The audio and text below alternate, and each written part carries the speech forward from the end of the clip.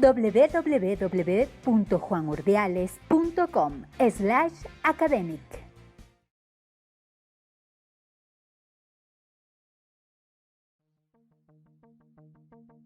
Siempre que queremos describir el comportamiento de objetos macroscópicos, desde objetos apenas visibles para el ojo humano hasta objetos de tamaño planetario, de tamaño astronómico, recurrimos a cierta área de la física llamada la mecánica clásica.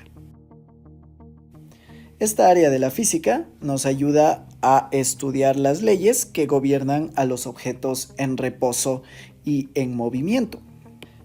Las bases para lo que hoy es la mecánica clásica se las debemos a Sir Isaac Newton, quien alrededor de 1687 publicó lo que hoy se conoce como las 3 leyes del movimiento de Newton, que estaremos revisando en este video. Estas leyes fueron anunciadas en 3 postulados. El primero, conocido como ley de la inercia o primera ley de Newton.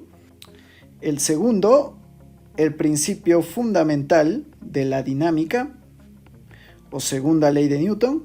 Y el principio de acción y reacción, también conocido como la tercera ley de Newton. ¿Qué describen estas leyes? Bueno, la primera, la ley de la inercia, nos dice que si yo tengo un objeto cualquiera y ese objeto está en reposo y no hay ninguna fuerza que actúe sobre él, ese objeto deberá permanecer en reposo. Es decir, su velocidad va a ser 0, su aceleración va a ser 0. También nos dice que si yo tengo un objeto moviéndose con velocidad constante y no existe una fuerza que le haga acelerar o una fuerza que al contrario le haga detenerse, ese objeto deberá permanecer con velocidad constante. Un ejemplo de aplicación de esta primera ley de Newton es el siguiente. Imaginemos que tengo cierta masa atada a un hilo y está girando de esta manera. Pero llegado cierto instante de tiempo, la cuerda que la sostiene se rompe. Por la ley de la inercia, la velocidad que tenía la partícula en este momento debería conservarse y la masa debería salir despedida de esta manera y seguirse moviendo. Y si ninguna otra fuerza actuara sobre la masa mientras se mueve, esta masa debería continuar con esa velocidad para siempre. Pero, por supuesto, en el mundo real existen otras fuerzas, la resistencia del aire mientras la masa viaja por el espacio, por ejemplo. Pero imaginemos que estamos al vacío. En tal caso, la masa experimentaría ninguna otra fuerza. Entonces no se detendría hasta que alguna acción externa la haga detenerse. En resumen, la primera ley de Newton nos dice que para que un cuerpo altere su movimiento, ya sea parta del reposo y empiece a acelerar, o para que su movimiento cambie, es decir, deje de moverse con velocidad constante, debe existir algo que provoque dicho cambio. Vamos con la segunda ley de Newton, el principio fundamental de la dinámica. La segunda ley es la que nos permite cuantificar cuánta fuerza actúa sobre un objeto. Supongamos de nuevo que yo tengo una masa y sobre ella actúan unas cuantas fuerzas, algunas empujando hacia la derecha y unas pocas hacia la izquierda. Resulta que la fuerza neta, es decir, la sumatoria de todas las fuerzas que actúan sobre ese objeto, debe ser proporcional a la aceleración que gana ese cuerpo al moverse. Matemáticamente sabemos que para remover ese signo de proporcionalidad necesito introducir una constante. Esa constante es la masa de cada cuerpo, la cantidad de materia que tiene. Y a la sumatoria de fuerzas le conocemos como la fuerza neta. Este postulado matemático de aquí es la segunda ley de Newton. Finalmente, la tercera ley nos dice que toda acción conlleva una reacción. Por ejemplo, si yo fuese a golpear un muro y lo hago con una fuerza de 100 newtons, el muro me devolvería como reacción una fuerza igual en magnitud, pero en sentido contrario. Este es nuestro principio de acción y reacción. Las leyes de Newton son postulados simples y por lo tanto son extremadamente flexibles en cómo se pueden aplicar. Vamos a ver un ejemplo numérico de cómo manejarlas. Bueno, el ejercicio nos pide calcular la aceleración del sistema mostrado en esta figura y la tensión en la cuerda si la masa 1 es de 12 kilogramos y la masa 2 es de 8 kilogramos. También nos pide que consideremos un coeficiente de rozamiento como 0.2. ¿Cómo enfrentaríamos este problema? Empezamos analizando cada una de las masas por separado. Vamos a dibujar las fuerzas que actúan sobre cada uno de los cuerpos como vectores. A esto se le conoce como diagrama de cuerpo libre. Vamos a omitir el piso por simplicidad. Verticalmente, la masa 1 tiene un peso actuando hacia abajo. Y si la masa 1 ejerce su peso sobre el piso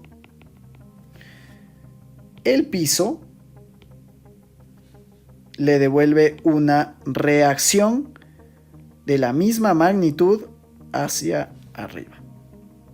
A esto le conocemos como la fuerza normal.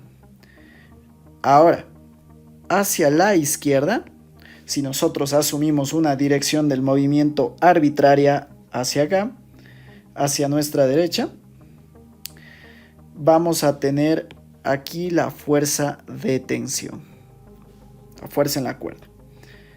Y como tenemos una fuerza de tensión hacia nuestra derecha, hacia la izquierda debe estar actuando la fuerza de rozamiento, oponiéndose siempre a la dirección de movimiento. Muy bien, entonces estas son las fuerzas que actúan sobre el primer cuerpo. Ahora, utilizando la segunda ley de Newton, vamos a determinar qué fuerzas hay tanto en el eje vertical como en el eje horizontal. En el eje vertical sabemos que la fuerza neta, es decir, la sumatoria de todas las fuerzas, debe ser igual a la masa por la aceleración. Pero verticalmente este cuerpo no se está moviendo. La cuerda, la tensión de la cuerda lo está llevando hacia la derecha, pero verticalmente yo no tengo movimiento. Entonces, nuestra aceleración debe ser 0 y en resumen, nuestra fuerza neta debe ser 0 también. ¿Qué fuerzas tengo actuando en el eje Y? Tengo la fuerza normal hacia arriba y el peso hacia abajo. De esto yo puedo descifrar que la normal debe ser igual al peso del objeto. Lo que puedo expresar también como que la normal es la masa por la gravedad actuando sobre el objeto, que es el peso. En el eje X, en cambio, la sumatoria de fuerzas, la fuerza neta, en el eje X tiene que ser igual a la masa por la aceleración del objeto. ¿Qué fuerzas tenemos actuando en el eje X? Tenemos nuestra tensión, que está dictando el movimiento hacia la derecha, y la fuerza del rozamiento oponiéndose al movimiento.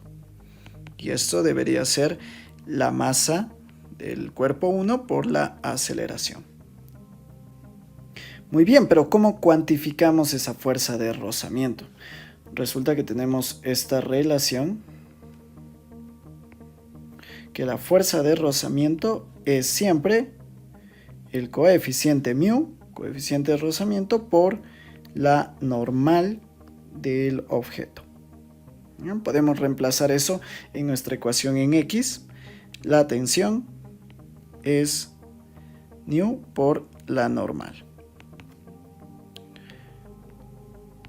1 por la aceleración. Ahora nos vamos a quedar solo con las ecuaciones que necesitamos. Y podemos ya reemplazar algunos números. De las ecuaciones en Y, nuestra normal es la masa del cuerpo 1, 12 kilogramos, por la gravedad, que le vamos a considerar 9.81 metros por segundo cuadrado, dándonos una normal de 117.72 newtons. En nuestra segunda ecuación podemos también reemplazar ciertos datos numéricos. La tensión menos el coeficiente de rozamiento, 0.2, por la normal que acabamos de hallar, 117.72. Debe ser igual a la masa 1, 12 kilogramos, por la aceleración. Resolviendo, la multiplicación nos da 23.54 newtons. Recordemos que esa multiplicación de ahí no es más que mi fuerza de rozamiento. Y esto debe ser 12 veces la aceleración del sistema. Una vez más, nos quedamos solo con los datos numéricos que necesitamos. Inclusive podemos ya deshacernos de la sumatoria de fuerzas en Y, que está completamente resuelta, y quedarnos solo con la ecuación que nos describe las incógnitas que buscamos. Esto sería para el primer cuerpo. Vamos ahora a analizar el segundo cuerpo. Vamos a hacer un análisis un poco distinto. Vamos a ver. Podríamos considerar los ejes de esta manera: el eje X y el eje Y, tal y como hemos estado haciendo para el cuerpo anterior. Pero no nos conviene. El cuerpo está inclinado y por lo tanto vamos a inclinar nosotros también nuestros ejes.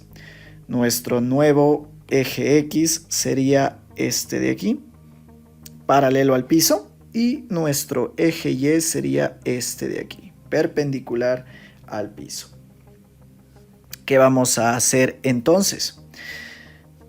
Vamos a considerar el eje Y primero. Sabemos que la masa M2 tiene un peso directamente hacia abajo, de esta manera. Sabemos también que a ese vector peso, ese vector de fuerza, yo puedo dividirlo en sus dos componentes. Una componente en nuestro nuevo eje Y, que le vamos a llamar peso en Y, y una componente en X, que le vamos a llamar peso en X. ¿Sí? El peso en X es el que provoca el movimiento hacia la derecha que asumimos al inicio del ejercicio, mientras que el peso en Y provoca una normal dirigida hacia arriba en el eje Y. De esta manera, pero un tanto inclinada por nuestros nuevos ejes. ¿Cómo podemos hallar esas componentes? Bueno, el peso en X está también aquí, si lo transportamos para que se vea mejor, y se nos forma un triángulo rectángulo. Resulta que aquí siempre va a existir el mismo ángulo que hay en el plano inclinado, es decir, 30 grados en este caso. Dado el ángulo con respecto al piso, el peso en Y siempre va a ser el peso, el vector peso multiplicado por el coseno del ángulo del plano, es decir, 30 grados en este caso. Y el peso en X va a ser la magnitud del peso por el seno del ángulo del plano, 30 grados. Podemos inclusive modificar eso un poco más. El peso sabemos que es la masa por la gravedad y nos quedarían nuestras relaciones para la componente del peso en X y en Y. Ahora, ¿qué otras fuerzas tengo actuando en este cuerpo? Oponiéndose al movimiento dado por el peso en X, tenemos a la fuerza de rozamiento hacia atrás. Y en esa misma dirección está la tensión de la cuerda. Esas serían todas las fuerzas que actúan sobre ese bloque. Planteemos las ecuaciones utilizando la segunda ley de Newton. En nuestro nuevo eje Y, la fuerza neta, es decir, la sumatoria de fuerzas, debería ser igual a la masa por aceleración. Pero como no tenemos movimiento alrededor de nuestro nuevo eje Y, la aceleración es 0. Y 0 por cualquier cosa es 0. ¿Qué fuerzas actúan en este eje? La normal hacia arriba, en nuestro nuevo eje Y, y el peso en Y hacia abajo, que debe ser igual a 0. Nuestra normal debe ser igual al peso en Y. Y ya sacamos unas relaciones para poder hallarlo. Es decir, que mi normal va a ser la masa del cuerpo 2, que nos dice el problema, vale 8 kilogramos por la gravedad y por el coseno de 30 grados. Nuestra normal sería entonces 67.97 newtons. En el eje X, en cambio, la fuerza neta, la sumatoria de fuerzas que actúan en el objeto, debe ser la masa por la aceleración. Porque en nuestro nuevo eje X sí tenemos movimiento. Asumimos que la masa 2 le está alando a la masa 1 hacia la derecha. Muy bien. Tendríamos el peso en X hacia la derecha, la fuerza de rozamiento oponiéndose al movimiento y la tensión también hacia la izquierda. Esto debe ser la masa 2 por la aceleración de todo el sistema. Esa aceleración es la misma para ambos bloques. Nuestro peso en X, ya sabemos cuál es la masa, el objeto 2, por la gravedad,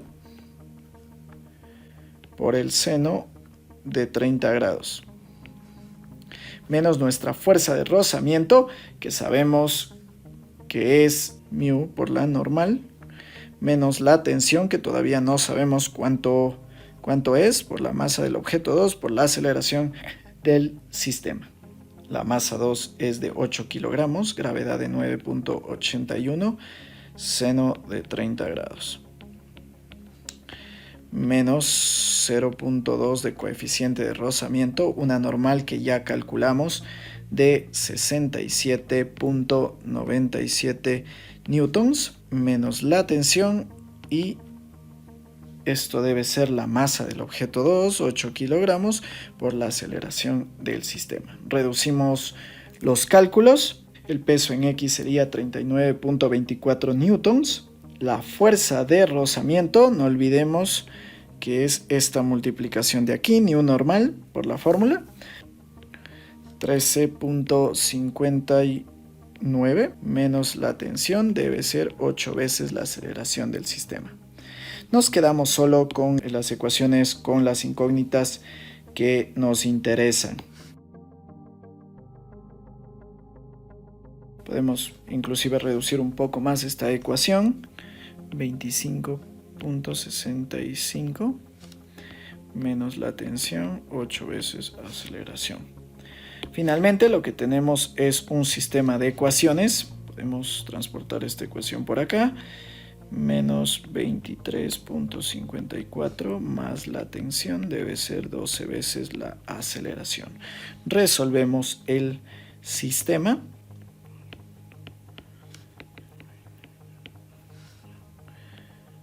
La aceleración 2.11 dividido para 20 debe ser 0.11 aproximadamente metros por segundo al cuadrado. Esa sería mi primera respuesta. Puedo reemplazar esto en cualquiera de las otras ecuaciones para hallar mi tensión.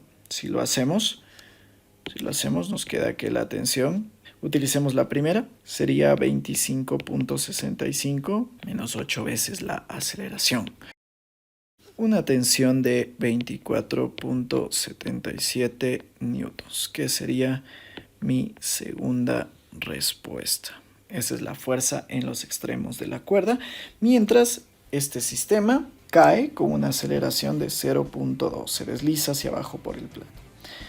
De 0.11, perdón. Con eso terminamos nuestro pequeño ejemplo numérico que nos demuestra que las leyes de Newton pueden ser aplicadas de maneras muy variadas y bastante útiles. Con eso terminamos el video de hoy sobre las leyes de Newton.